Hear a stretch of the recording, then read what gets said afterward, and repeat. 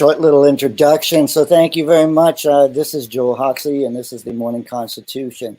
In season 1, episode 34, I'm going to get the chance to sit down with the talented journalist turned fiction writer Scott Powers to unveil his thrilling world of his upcoming novel, The Murder Plague, set to be published on February 8th, 2024. Please be advised, it is ready for pre-order. You may want to get out there and start getting this before it's sold out, because I know I already got mine. So, Scott, tell us about yourself. I mean, well, hi, Joel. Yeah, and good morning to everybody. I spent 40 years as a journalist, and then toward the end of my career, began dabbling in fiction. I published a novel a few years ago called The Roswell Swatch, and then there it is. Thank you so much. I appreciate that. That's sort of a UFO hunter's thriller type of novel. And then as I sort of was winding down my journalism career, I was sort of deciding to spend more of my effort on fiction and sort of winding that up. So got the second book, The Murder Plague, finished late last fall and got it out on the market. And the Black Rose Publishing or Black Rose Writers publishing house in Texas has taken it, and they are going to be launching it February 8th. Nice. Now, tell me about your publisher. They're a small independent publisher. I say small. They actually have dozens of authors and publish over 100 books a year. So they're not tiny at all. But they're not one of the big five, Macmillan and some of the other big ones that are out there. It's not Random House, right? Right, exactly. So they put it out. They'll put it out as paperback and also as digital, available on Amazon or Barnes and Noble. It's also available directly through the publisher's website. Well, you have your website, so let me bring that back up, because your website, you can go to see the book. Beautiful green background, everybody. It's got michaelpowers.com, the murder plague dystopian novel. Dystopian novel. You can just go to scottmichaelpowers.com, and then you can click on the link to get the novel or the previous works. So awesome. But yeah, tell me, the dystopian novel. It's not everybody hears the word dystopian. Yeah, that was a suggestion from my publisher, because just The Murder Plague itself, he thought didn't quite embody everything. Essentially, what happens in this is mass murder becomes a epidemic, and it becomes so entrenched that society largely shuts down again, much like it did during the early months of the COVID pandemic, where everybody's inside, and everybody's afraid to go out and whatnot. And only in this case, they're not afraid to go out because they might catch COVID. They're afraid to go out because they might get shot or knifed or run over or however else people are killing each other out there. So as a result, black market economy replaces much of commerce, and the usual government or medical services are woefully stretched and unreliable, and it's not quite a total dystopia, but it's certainly not a functioning society anymore. So this is Orlando, right? You get to and a lot of it, most of the novel takes place in Orlando because. Nice. Well, I mean, we know the area well. Right. So this is I'm intrigued. What can you tell the audience that that's really gonna? What would you tell the audience is the reason they should buy the novel? What they're gonna get out of it? Obviously, the plot revolves around a virus. The plot revolves around a virus that causes people to go into psychotic rages. It affects the amygdala portion of the brain.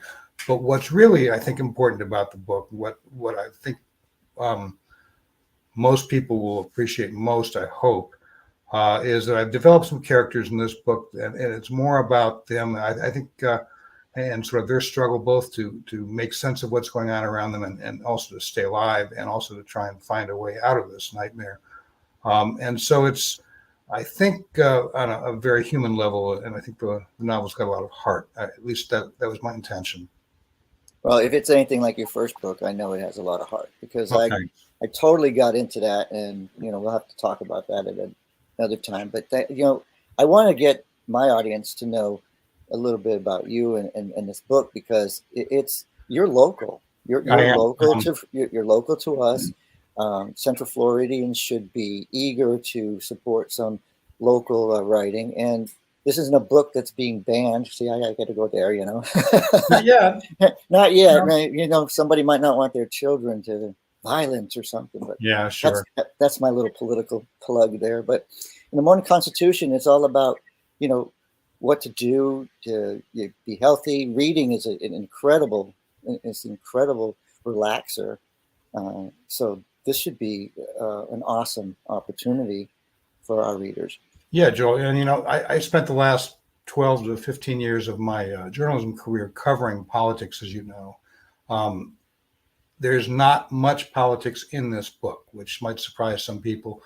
There's certainly some things in this book that are politically sensitive.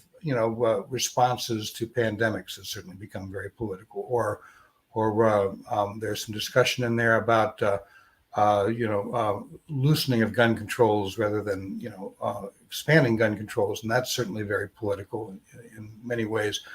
But I don't address it as such in the book. It's more of this is just how things are rolling out as this is going down. So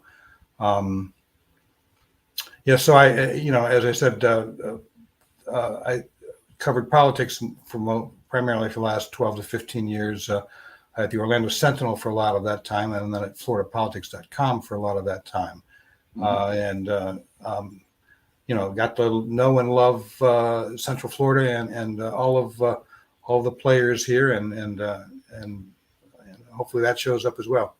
Well, it's fiction, right? But are we gonna see anybody that we recognize? Somebody running a hospital like Florida Hospital or Orlando Health or for the most part, I fictionalized everything. I mean, a lot of the plot takes place at a medical research lab down in the Lake Nona area. The medical city down in Lake Nona, but it's not a specific one that exists. It's one that I created in this book. There are scenes in here that do happen around town that you would recognize. For example, there's a big scene toward the end that takes place in Lake Eola Park, and there's a showdown there that's hopefully it's basically the main showdown toward the end of the book. Excellent. Well, I don't want you to have to give it away, but I appreciate you coming on, and I appreciate this opportunity to see you, because you've been gone for so long. Very seldom does somebody say, "Hey, I have a journalist I can consider a friend," but you've always been that journalist that you could trust. Well, thank you, Joel, and I appreciate your friendship. I share it with you. You've always been somebody that I've appreciated talking to and sort of getting to know over the years as well. Well, we here at Jay in Washington don't want you to be a stranger. The Morning Constitution is yours anytime you want to visit us. And you maybe want to get on our You Can't Make This Shit Up sometime, just to get some we'll do that next. Get some fun. So thank you very much. If you have anything else you'd like to say to the audience, I'd love to hear you say a few more words. Just that I had a lot of fun writing this, and you will, again, if you're from Orlando, if you're in Orlando, you'll recognize some of the locations in there. There's another scene that takes place at City Walk, and there's one that takes place down in Disney. So I think people will have fun just from that perspective as well, and I hope they, enjoy this book. Well, I put a pretty good description when I put this out to my audience, because you gave a really good description when you sent your email. So I appreciate you coming on. And everybody, this is Scott Powers. You like Scott Michael Powers? Is that it's Yeah, I've had more... Michael for my fiction writing because I wanted to differentiate that from my journalism career, and so that's how I do it. Awesome. Well, Scott Michael Powers, thank you very much for being on. And Thanks, Joel. It's been a pleasure. this is the Morning Constitution.